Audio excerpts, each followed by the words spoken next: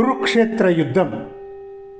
కురుక్షేత్ర యుద్ధ భూమిలో 4వ రోజున సంయమని శల్యుడు దృష్టదుమ్నుడిపై కలయబడి ఘోరంగా యుద్ధం చేశారు. 2 గడియల పాటు సమయుద్ధం జరిగినాక శల్యుడిది పైచెయ్యిగా కనబడింది. అంతలో అభిమన్యుడు వచ్చి శల్యుణ్ణి ఎదుర్కొని ఆయనను తీవ్రమైన బాణాలతో కొట్టసాగాడు.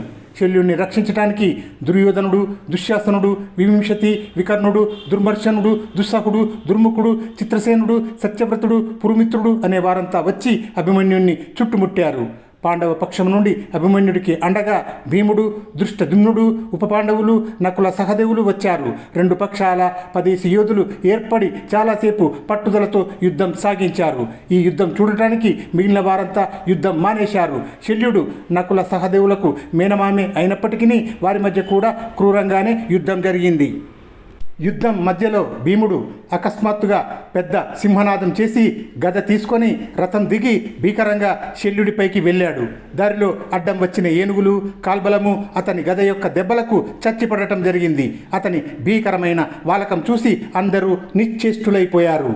భీముడు అలా ముందుకు పోతుంటే వెనక నుండి దృష్టదుమ్నుడు, అభిమన్యుడు మొదలైన పాండవ యోధులు అతన్ని తమ బాణాలతో రక్షించారు.